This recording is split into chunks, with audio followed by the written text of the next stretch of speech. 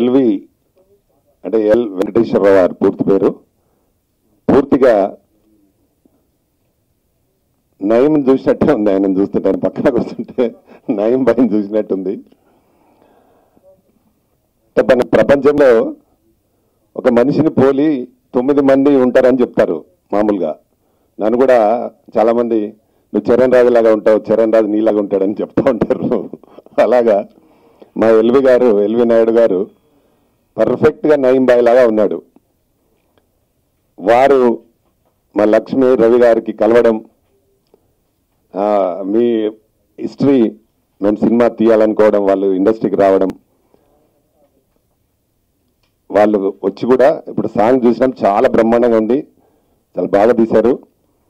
ఆ పాటలోనే అన్ని గెటప్లు కనిపించే విధంగా ఆయన బుర్కా వేసుకొని ముస్లిం గెటప్, డాన్ గెటప్ అన్నీ చాలా పర్ఫెక్ట్గా చేశాడు. సాంగ్ కూడా చాలా బాగా ఉంది. డెఫినెట్గా మీరు ముందుగా దీన్ని రిలీజ్ చేస్తే మంచి సినిమా అయ్యి డెఫినెట్గా మీకు మంచి పేరు వస్తుంది ఎల్వి గారు. ముఖ్యంగా ఏంటంటే మా మాస్టర్ రవి గారే గ్రేట్. ఏంటంటే ఆయనను గుర్తించి మీరు ఈ సినిమా మనం చేద్దామని దానికి ఎల్వి గారు పూర్తి సహకారాన్ని అందించి ఆయన ఒక ఎంప్లాయీ అయినా ఆ క్యారెక్టర్ మీద ఇంట్రెస్ట్తో ఆయన సినిమా చేయడం జరిగింది. నటన మాత్రం చాలా అద్భుతంగా ఉంది, ఎక్కడ కొత్త అన్నట్టు లేదు. ఆ సాంగ్లో చూసినంత సేపు చాలా బాగా చేశాడు యాక్టింగ్. ఇప్పుడు ప్రజెంట్ ట్రెండ్ ఉంది కాబట్టి ఆయనకంటే ఇంకా జనాలు మర్చిపోలేదు. ఆయన ఇన్సిడెంట్ చేస్తూ ఉన్నట్టున్నారు. మా రామ్ గోపాల్ వర్మ కూడా అనౌన్స్ చేసినట్టున్నారు. కానీ మీరే కంప్లీట్ చేసినట్టు మొత్తం కంప్లీట్ చేసింది అయిందని చెప్పారు. ఫీల్డ్లో రవి గారితో 1982 నుంచి నాకు పరిచయం ఉంది. ఆయనతో మా కరాటే మాస్టర్గా ఆయన దాంట్లో 88 mister Andhra IP gold medal సాధించడం కూడా జరిగింది. ఆయనకి నాకు అప్పటి నుంచి ఇప్పటి వరకు కూడా సంబంధాలు బాగా ఒక బంధువు లెక్క అనమాట. ఆత్మీయత, అనురాగం అనేది చాలా ప్రేమతో పంచుకుంటున్నాం. కాకపోతే ఈ నయం బాయ్ క్యారెక్టర్కి నేను సరిపోతానన్నది అయితే నాకు తెలియదు వాస్తవంగా.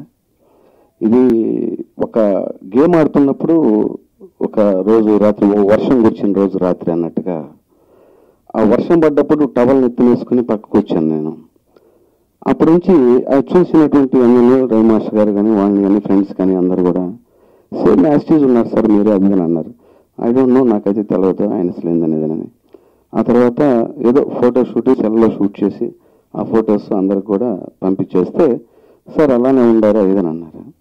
దాని మేరకు రవి మాస్టర్ గారు కానీ మేడం గారు కానివ్వండి, పక్కన ఫ్రెండ్స్ అందరూ సొసైటీకి ఒక మెసేజ్ ఇద్దాము యాజ్ ఎ నయం బాయ్గా, ఒక సొసైటీలో అవేర్నెస్ ఇవన్నీ కూడా చేసి చివరికి ఏం సాధిస్తామో ఏంది అనేది జనాలకి తెలియాలి, అటువంటి మెసేజ్ మనం ఇద్దామని చెప్పిన మేడం గారు రవి మాస్టర్ గారు. అంటే వాస్తవంగా ఎంప్లాయీ ఉండే ఆ క్యారెక్టర్ చేయటం కొద్దిగా కష్టతరమైన పని. అంటే ఐ మీన్ ఒక సినిమా అంటే నవ్వటము చేయటము వగైరా అది ఉంటాయి, అవన్నీ కూడా మనం ఆస్వాదిస్తుంటాం. బట్ ఈ క్యారెక్టర్ పోషించే వాళ్ళకి లాఫింగ్ అది వగైరా అనేది కూడా తగ్గించుకుంటూ చాలా నిదానంగానే ఉంటుంది. డైలాగ్స్ అవి కూడా బాగా కంపోజ్ చేశారు. అలా చెప్పడం జరిగింది. కానీ నాకేంటంటే కొద్దిగా సినిమా రంగం అంటే ఆసక్తి, ఇంట్రెస్ట్, కొద్దిగా చేయాలనేది. తెలుగు ఇండస్ట్రీ సినిమా ఒక తల్లి లాంటిది. ఎంతోమందిని ఉపాధి కల్పిస్తూ కొంతమంది అది మన జనాలకు ఒక మెసేజ్ ఇస్తూ సొసైటీలో కొంత ఆహ్లాదాన్ని కల్పిస్తూ అని కూడా చేసుకుంటూ వస్తుంది. ఎంతోమందిని ఆదరించింది.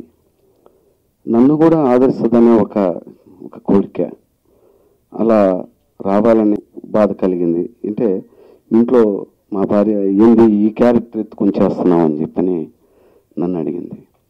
ఈ క్యారెక్టర్ అనేది యాక్టర్ అనుకుంటున్నాను, నేను ఎవరిని ఉద్దేశించి ఒకరిని కించపరచట్లేదు, ఒకరిని వేరేగా అనట్లేదు, నిన్నది సొసైటీకి తెలపాలనుకుంటున్నాను, అలా ఉండాలని చెయ్యని అడిగారు. కానీ చేస్తున్నాను తప్ప వేరే ఇంకేం లేదంటే లాస్ట్ మా పిల్లలు కూడా అలిగినట్టుగా వాళ్ళు భావించారు. వాళ్ళని కూడా నేను బాధ పెట్టానేమో బహుశా ఈ క్యారెక్టర్ పోషించి. కానీ 10 మంది కోసంగా నేను చేయడానికి సంసిద్ధంగా ఉన్నాను. తెలుగు ఇండస్ట్రీలో వాళ్ళు వీళ్ళని కాదు, నా వంతు నేను చేయటానికి సిద్ధంగా ఉన్నాను, నన్ను కూడా ఆదరిస్తారని ఒక భావంతో చేస్తున్నాను. నయీం బాయ్ కూడా నా స్టూడెంట్. ఒకరోజు చెప్పారు అందరు అలానే, సేమ్ అలానే కనపడ్డాడు. సరే అందరు ఎంకరేజ్ చేశారు. ముందు టీవీలో తీసాం, సెల్లులో తీస్తే చాలా బాగుంది, తీద్దామని అనుకొని అలా తీసాము. అదొక మెసేజ్, ఎవరిని ఉద్దేశించి కాదు, సరదాగా తీసాము. అది చాలా బాగా వచ్చింది. అందరూ రైటర్ దాంట్లో చాలా డైలాగులు బాగున్నాయి, డైరెక్టర్ గారు చాలా బాగా తీశారు. సాంగ్ అయితే ఇంకా సూపర్, దానికి సంబంధం లేదు. సీను అని మ్యూజిక్ డైరెక్టర్ ఆయనే రాశారు సాంగ్. తర్వాత ధనంజయ్ పాడాడు ఆ సాంగ్, మామూలుగా వాళ్ళే రాత్రి 12 గంటలకు జ్వరం వచ్చి కూడా పాడాడు. థియేటర్లో చాలా ఆనందంగా ఉంది. ఇదైతే పక్కా చెప్తున్న మెసేజ్ వరకే, ఎవరిని ఉద్దేశించి కాదు. హీరో గారి విషయం వస్తే అసలు చెప్పక్కర్లేదు. ఆయన బాగా ఇన్వాల్వ్ అయిపోయి అందరూ ఫస్ట్ స్టార్టింగే అవార్డు ఇచ్చేసినట్టుగా నయీం అంటున్నారు. ఇప్పుడు బయట పిలవడం కూడా అలానే ఉంది. షూటింగ్లో కూడా మేము కొన్ని సందర్భాల్లో అసలు షూటింగ్ చేయడానికి వీలు కాలేదు పబ్లిక్ దెబ్బకి. అసలు రియల్గా వాక్ చేస్తుంటే సైడ్ ఫేస్ నుంచి చూస్తే రియల్గా నయీమే నడుస్తున్నాడు అక్కడ అన్న ఫీలింగ్. కేకలు. ఒకరోజైతే షూట్ చేయడానికి వీలు వెహికల్ రెడీగా పెట్టుకోవడం, ఆ సీన్ చేయడం, టక్కున వెహికల్ ఎక్కేసి వెళ్ళటం, అంత బాగా రీచ్ అయిపోయింది క్యారెక్టర్. ఆయన కూడా అదేవిధంగా సీరియస్ క్యారెక్టర్ పెట్టడానికి ఎక్కువగా నవ్వుతూ మాట్లాడే వ్యక్తి. ఈ క్యారెక్టర్ కోసం సీరియస్ ప్రాక్టీస్ చేసుకొని చేయడం జరిగింది. మరి కెమెరామ్యాన్ దగ్గరకు వస్తే ఆయన మన చోటా గారి దగ్గర అసిస్టెంట్గా చేసిన ముజీజ్ బాయ్.